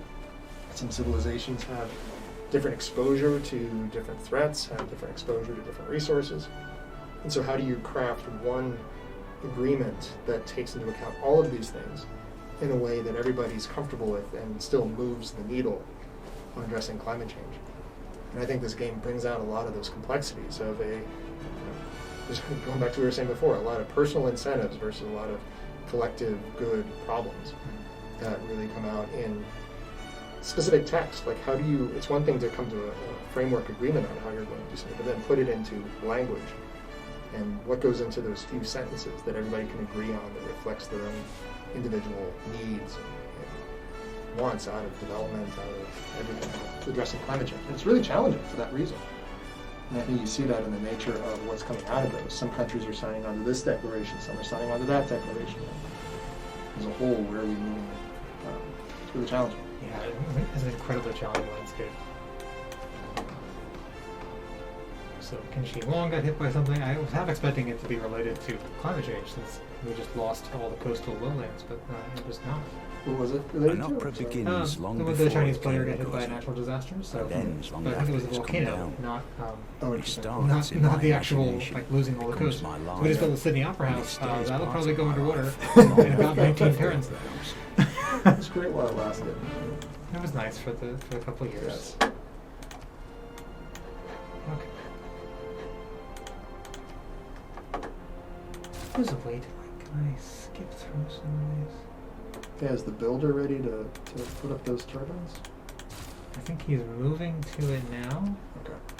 Just trying to get go quickly through these so we can start seeing more of the effects. It's only been 50 years since we started.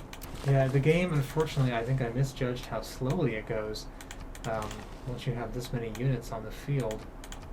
Okay, next turn, there we go. So next turn we should be able to, because he's finally made it Uh-huh. to the hills.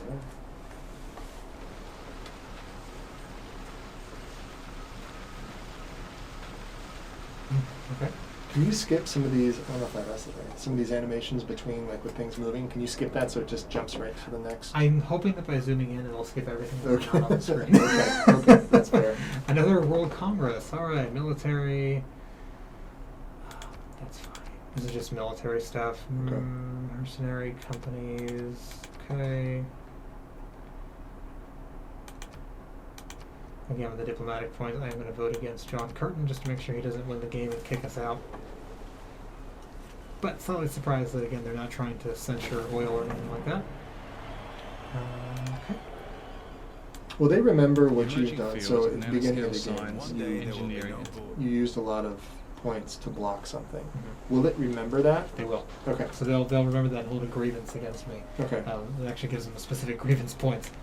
But does that mean that they'll bring it up more often or less often, or it just factors into how they feel about you? For the civs that are worried about climate change, like the Mhm. Incas in this game, they'll bring it up more often. Okay. And they'll consider it much more heavily in their negotiations with Gotcha. it.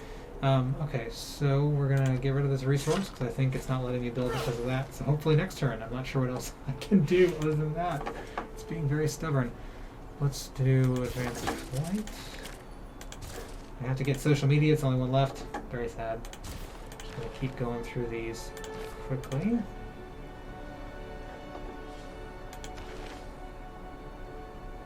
"17 terms away from more polar ice loss."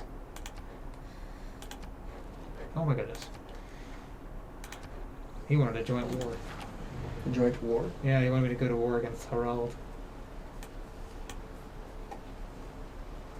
Sort of odd that all this is happening, and I suppose it parallels real life, that we've literally lost 100 tiles in the world, and everybody's still considering going to war.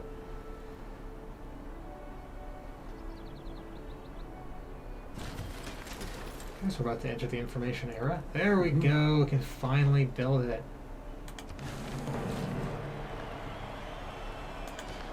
course, it zoomed us away from it. So where does solar come into play? Where can you get that? That's quite nice. Mm-hmm. So let's see. So again, Solar. adequate parking. Everything has parking in this game. You know, I'm not sure where Because solar when it comes went to There it the is. accomplishments, okay. in.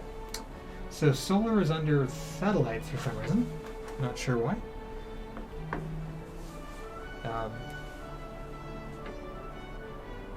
Okay. We can work towards that actually. I'll mark for that, and it'll start working towards solar for me. I'd like to see those technologies as well. They're not spinning. No, I'm kind of disappointed. Everything else is pretty well animated. Maybe next turn? Oh gosh, I have no idea what to use. There's nothing to use.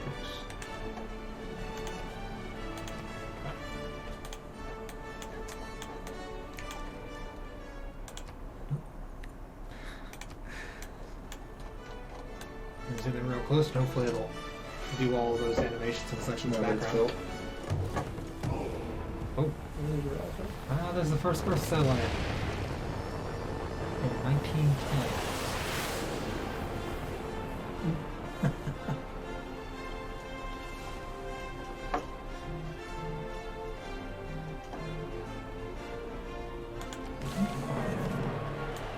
Looks from the cloud. Okay. Doesn't spin. That's disappointing. Disappointing. That's I was in it for this one. so was I. Yeah, I was going to be excited about that. So how much output? So one thing that I'm curious about is it a constant output that it's giving you, or is it certain times? Does it vary? How? It is constant output, and it's actually higher than the coal factories. Okay. So there is an in-game benefit to just switching over to that as soon as you can, Uh-huh. because you're going to get much more power, and it's not based on a limited resource. So I'm pulling coal out of the earth. It's giving me a certain amount of coal per turn. Uh-huh. There's no mechanic for, oops, the coal mine ran dry. Uh-huh. And then just simplify that. Uh-huh. But of course, the wind power, it's not relying on any other material, which is constant. Mm-hmm. Go through these quickly, build some more. He's done his jobs there. Have him sleep until we can get some solar down, and then we'll build that. Mm-hmm.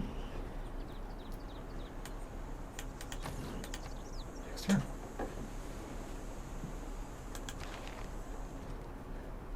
I think it's accelerating because now it says 13 turns. Okay. So you're flying through a lot of the diplomatic communications. Is that because you're reading it quickly and deciding, or are you just trying to get it off the screen? Just trying to get off the screen. Okay. Because I want to see more about the climate change and the Fair things enough. going on. So Qin Shi Huang constantly denouncing us. Not really important for the stream.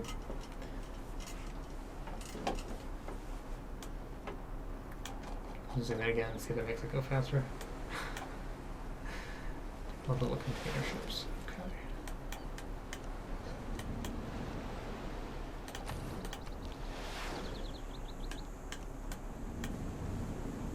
Well, I have sort of a ridiculous naval power now, for better or for worse.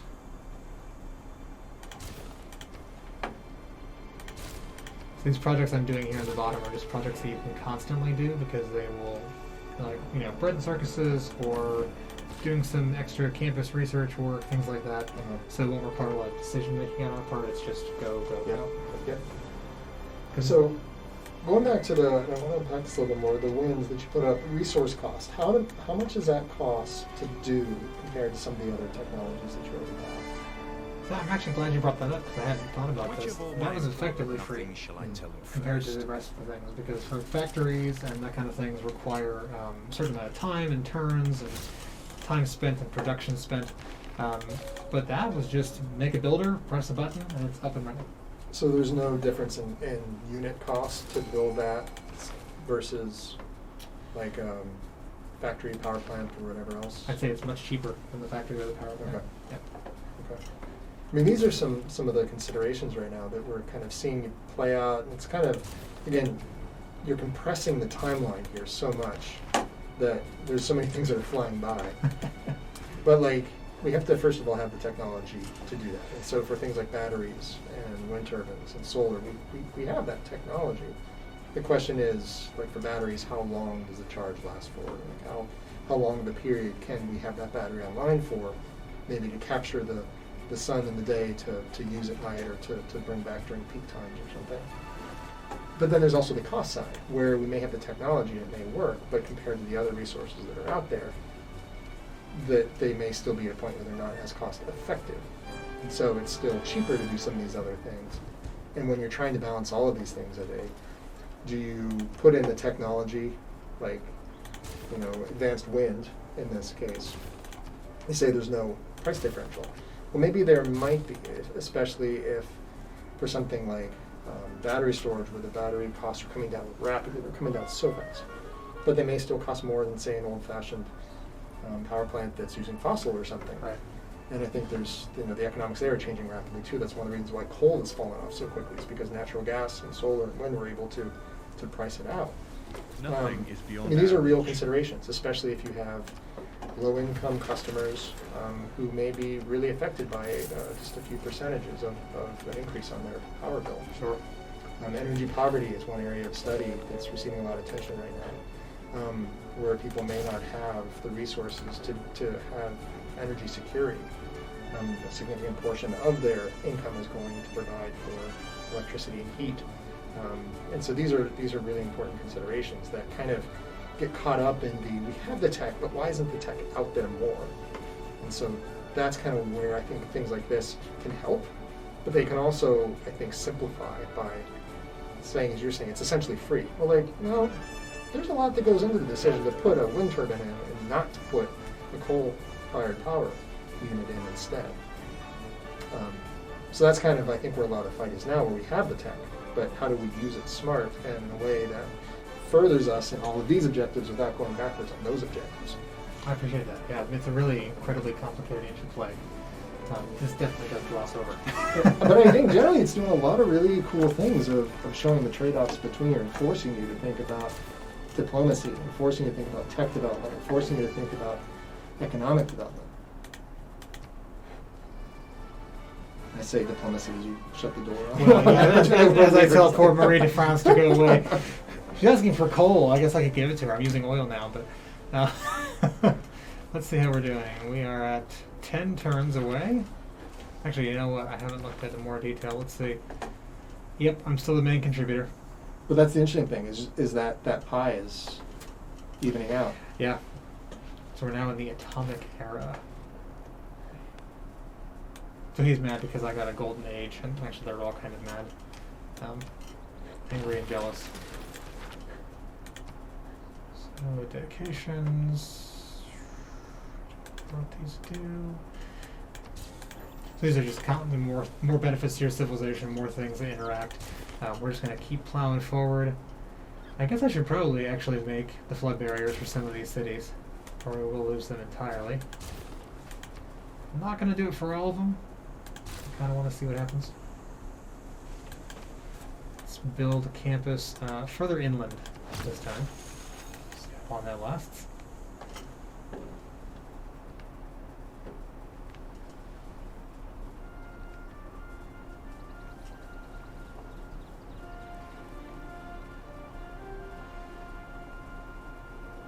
Alright, so from a brief technical issue, let's hope our autosaves work. Thank goodness. We'll load back in.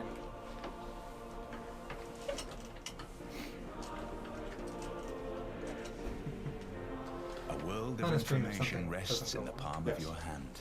We're talking offline, but the last thing we talked about before starting was that things were going to go smoothly because it was Yet a brand new tech. unified vision of our future has We never shouldn't been have said that. built. No. We compete in technology, culture, and politics. Especially We during have finals deadly week, I think weapons it that is. can destroy. I think everything goes badly during finals weekend. Use carefully, but boldly, and build a global community that can stand for years to come.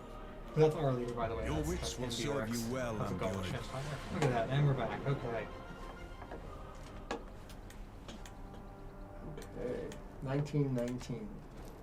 1919, we're launching missions to the moon. Mhm. If we go through these again. Sure, political fusion level.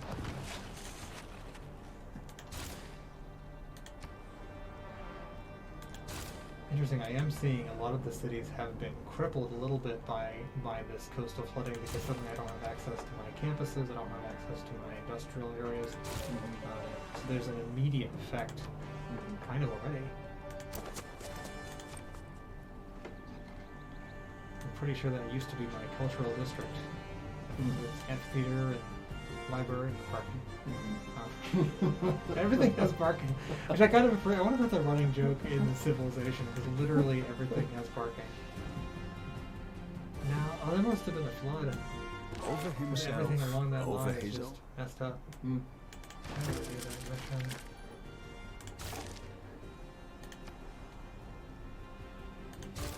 I also appreciate, I mean, within the game, there's this complexity I was talking before about, before things crash, about the complexities of the trade-offs and stuff, but also just making sure you couldn't access that site because you didn't have the archaeologist, was that what it was? Right. So you didn't have the capacity to do that, and we want to put some offshore farms here, but we haven't figured out how to do that yet either. Yeah. And meanwhile, the world is flooding. And so your response is largely limited to, let's put up some barriers. And I think that frankly, is kind of this discussion between mitigation and adaptation in the climate space, where it's always been, you can either prevent the climate change from happening or adapt to the climate Who change. was using the happens. new system will not need to know the I think in this case, it's showing that, and it's probably because of how you ran the game, that we don't have any way to mitigate it, or we have limited capacity to mitigate it because of where we are technology-wise and the investment choices we've made. So it's all about adaptation. It's about saving the cities in the areas you can through seawalls. It's about trying to reallocate resources among those that are lost. And those are some hard choices that some places, including here in the U.S., are having to make right now. And speaking of technology, we are heading towards something called seasteads now. What is a seastead? This may be the future technology kind of thing. It looks like it's some kind of like offshore living kind of thing. So, as far as I'm aware, fairly firmly in the realm of science fiction right now. But kind of interesting talking about technology. That's still disappointed that doesn't go. And I see a question here in the chat just about the usefulness of games for talking about energy decisions. I touched a little bit on this earlier, but I think it is useful. One, because I think it's a safe space that you can play around with it and not have to rely on experiments in your life to see how things play out. But the compression of time so allows us to see the impacts of what we're doing, so that we don't have to wait several generations between the age of petroleum and the onset of renewables to see what that transition looks like. We can see it here in a matter of 2 hours, or 45 minutes. And the other thing too on climate change, this isn't an energy issue, but on a climate change issue, it allows us to see things that we as individuals and also we as, frankly, as species haven't been exposed to. Because the climate that we're talking about changing to is one that there's no analog to during recent time. So it's not like we can say, oh, this is back like it was in blah, blah, blah, because that's not the case. Yeah, we don't have that. We don't have that analog. And so it takes things like this. There's a new genre of fiction, climate fiction. And I think that gives a good insight into maybe more of the individual stories to help understand what this is going to look like. Because again, it's not like something we'd be like, oh, this is like it was back when, blah, blah, blah. It's new. Exploratory. The Civilization series actually hasn't always explored this We either. I find know everywhere for men of many mechanic- iterations, climate change was just not a thing. It was not part of the game. It was not something that people talked about in the game. The first Civ that came out in the 80s had it. You could lose the entire map to climate change. And I think this is one of the first ones that brought it back in. But I think that strangely, and I think we talked about this before, strangely mirrors some of the discussions about climate change, that we've known about the physics of climate change for a long, long time.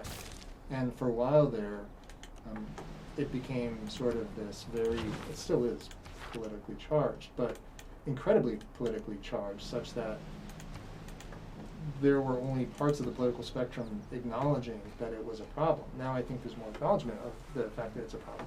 But that is actually kind of from the 80s, to where we are One now, had kind a of been the same twisted thing. design, Where climate change red, was discussed as a on a thing, green ground. and then it stopped Another, being discussed all as a thing, prickly and now it's being discussed as a thing again. So it's multitudes kind in of, the valley of it's the funny, the game is kind of also day of tracking the some Lord of is those. near. Interesting, sort of mirrors it. Yeah. I'm These are discussions too. be an interesting discussion to have with the developers of the game and see kind of how they considered that and what they were thinking about when they put these in.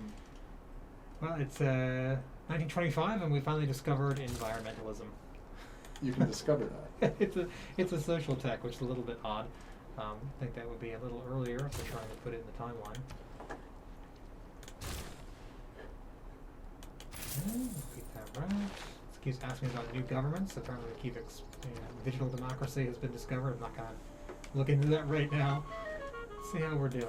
I think the other interesting thing is you're really building up this map. It's giving you fewer options as things are destroyed by Very much so.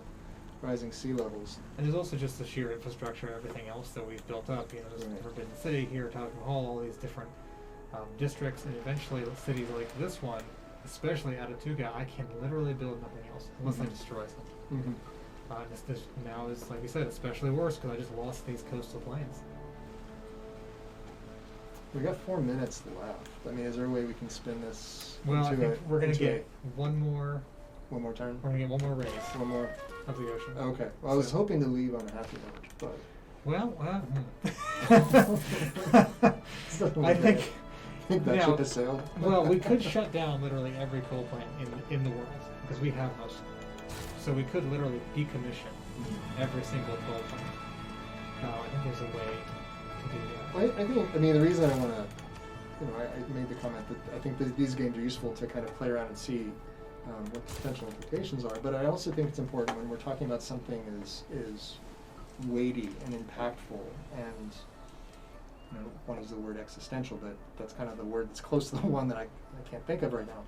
I think it's important to have optimism and important to see hope and agency and be able to say, I can affect something or I can improve something. It doesn't have to end like this. Right. And so even though I'm serious in my work about addressing climate change and a broader suite of environmental issues, I'm always trying to look on the brighter side of things because that's what gives hope and motivation to move on. Because if it's defeatist, if it's just, well, this is what we're going to get, then that I think takes a lot of the energy out of the room to really work hard on making sure that that doesn't happen. And so usually I try to end on a positive note, if only to kind of, open the door up to that next conversation that maybe moves the needle. Yeah, I think that's a great point. And we're at a university who's constantly Overcrowded working urban towards all kinds of environments interesting need things like this safely sea lab and sustainably technology. expand Who knows? Maybe underwater. that'll become Ever better and cheaper might floating become a real thing in the technologies future, will where allow us to mitigate the effects by at a embracing university that's constantly working towards these kind of neat, cool things in the future. What happens to the water parks? Do they burn when I the don't sea know, level actually. rises? Maybe We could just come back to the water parks. Because the harbor seems okay, but the nearby industrial area does not seem okay. Let me see if I can quickly go through some of these. The next turn. Oh no, we just lost more. We lost all 2 meter areas have been permanently flooded. We are now at level 3. We've lost 30%, 1.5 meters. And we're 2 degrees. 2 And degrees. that's the global target, to stay under 2 degrees. You can see all the fires that have started across my little nation here. But I think this is, you're 1 minute away from end of stream, right? But we've hit 2 degrees in the game, which is the global target, this in the UNFCCC, to keep it under 2 degrees. 2 I shall degrees. And return even now, again to the light of the sun. there's efforts to try to keep it prepare under a 1.5. home for thy descendants. And so, in this game, we're at the level that we're trying to keep it under real life.